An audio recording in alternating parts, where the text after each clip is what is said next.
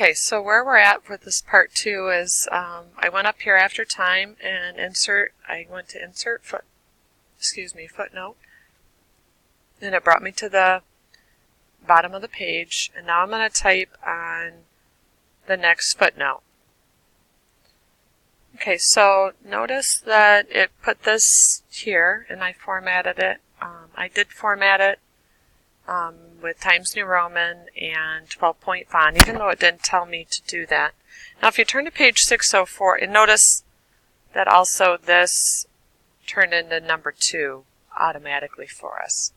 But if you go to page 604 at the bottom of page 1 anywhere, if we right click in anywhere in there in the text here, and then we go to style, because we're in the footnote text, it'll display, because we're in the footnote area, then it'll automatically recognize that and go to that. Okay. So we're going to click modify, and we're going to click the font size arrow there, and we're going to go to 12 point, even though it says 11. And then we're going to do first line.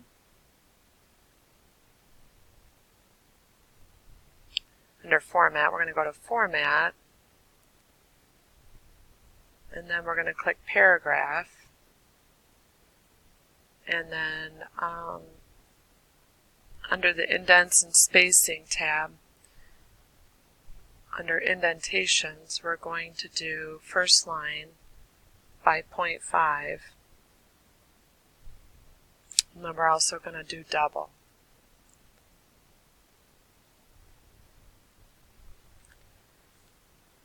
And then we're going to click, again, we're going to have, instead of Calibri, we're going to choose Times New Roman. You can choose only in this document, or add to the styles gallery, whatever you want to do that. Okay. And then click apply. Now if you go to page 2, then it would be, like I already changed that, but it would change that automatically. So let me explain. Like if you right click here and go to style, and I went to the footnote text and I went to modify here. Let's say I did like 16, clicked OK, and applied. Then that would be that way, and so would the first one. Okay, I'm going to undo that. I don't want those to be that big. Okay, so click Save on that. So objective 3 is to create citations in a bibliography. Bibliography is to list the sources that you've used in a research paper. And then like a works cited and all that are part of that. Okay, so if you go to page 606, we're going to go to the reference tab.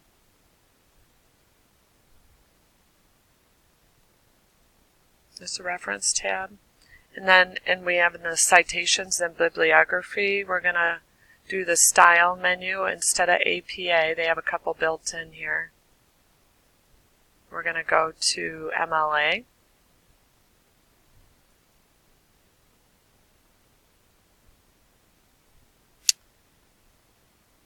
And then we're going to go to the middle of page 2 here, which is page 2.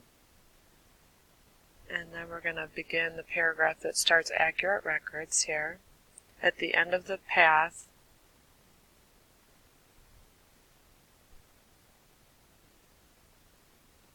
and then to the right of a quotation mark here.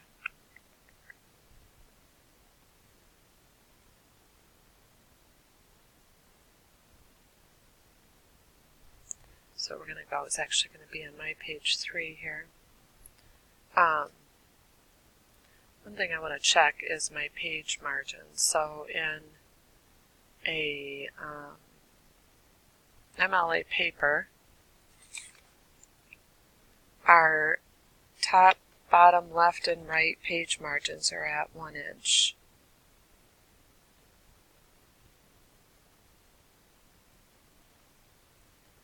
And I just want to make sure that that is the case. Okay. Okay, so we're going to insert citation. We're going to go to Insert.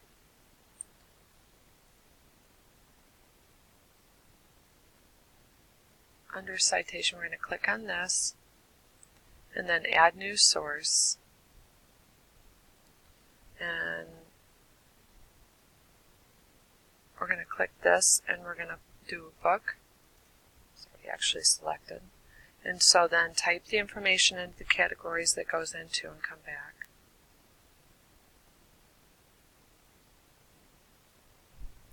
Okay, so we're going to click OK. And then notice that it puts that in parentheses. And if we click one time here, then both those will be here in print. So it'll have that in the parenthetical references, include the last name of the author. And then we're going to save here. Okay, I'm on page 607 here. So it's in the lower right corner of the box that surrounds the reference here. We're going to point to the little arrow that's got screen tips. We're going to do this drop-down box. I'm on number 1 on page 607. Do Edit Citation. Under Add, we're going to type 5 in there, citing from page 5 of the source, and then we're going to click OK there.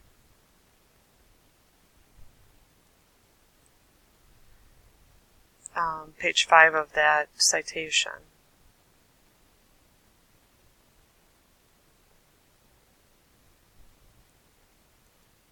So it wants us to type a period to the right of the citation and delete the period to the left of the quotation mark. So we're going to get rid of that here, and then the period will be out there. Because in MLA style, like number 4 says, the reference occurs at the end of a sentence. So we're going to go Control End to move to the end of the document. That's step number 5. And we're going to click to the position the insertion point after the letter E into Z's. And we're going to go ahead and insert another citation, so go ahead and do that. And this, we're going to add a new source. And this one's a book also, so go ahead and type that out and then come back.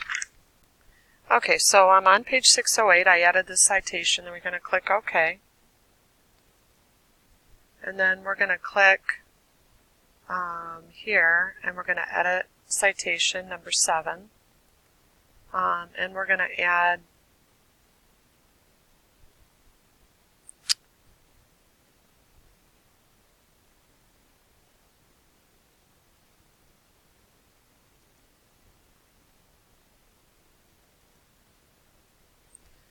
I'm going to add 28 there, and then click OK. Then we're going to go under the References option again in the Citations and Bibliography group and select Manage Sources. And then we're going to look at this. These are our master list and our current list.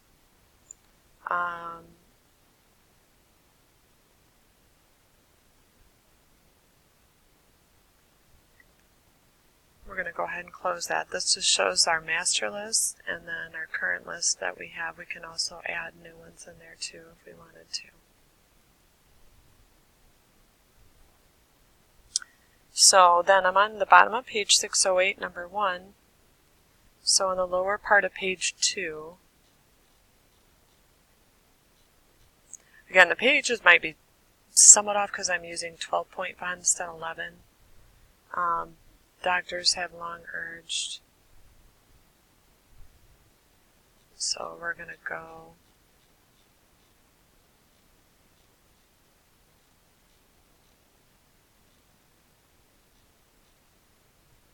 so it's actually on page 3 here. In the third line, we're going to click after the S and states. So after the S and states,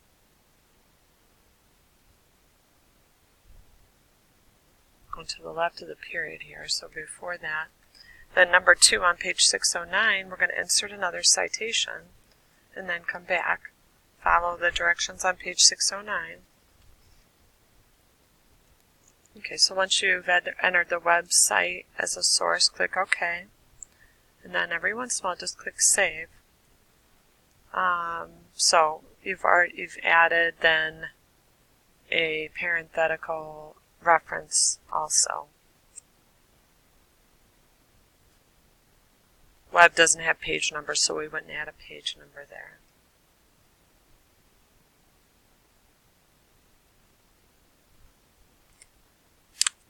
Alright, so we're going to have a bibliography now, but it needs to be on its own page. So we're going to go Control-N to the end of the page.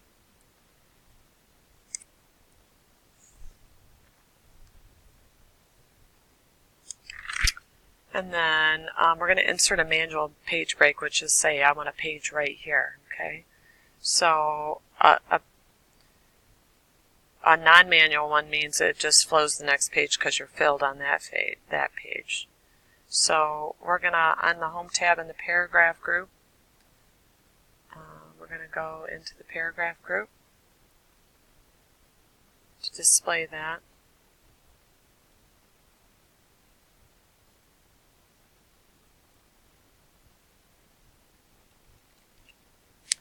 So I just inserted a manual page break, which we already had one kind of in my case going to the next line, so I'm going to just press delete to get rid of the extra page. Okay.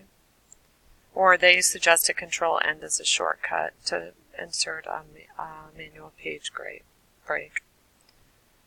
So we're going to go to the Paragraph group here, and under Indents and Spacing, we're going to do the special arrow, and then select None, and then click OK here. Okay.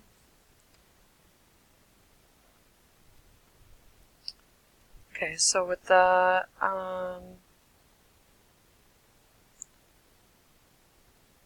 we're going to type in Works Cited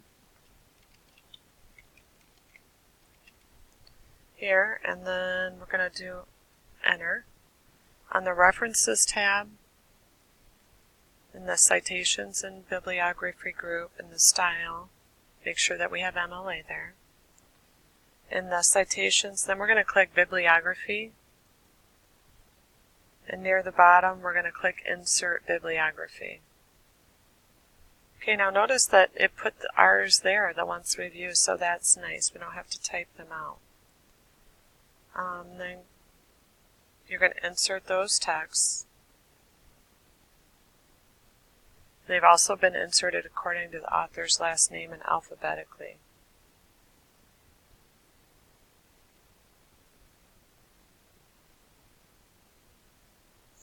Okay, so now we're going to select all of them, and we're going to go back to Home tab and select it to be line spacing to be double,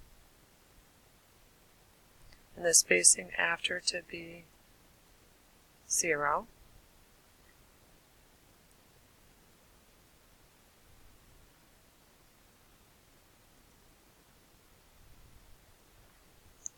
The entries are like according to MLA, so what it does for you is put at what's called a hanging indent, which means that if it goes onto the second line like this one does, it'll indent it over here, and that's called a hanging indent for citations. So we're going to click here and center the title, and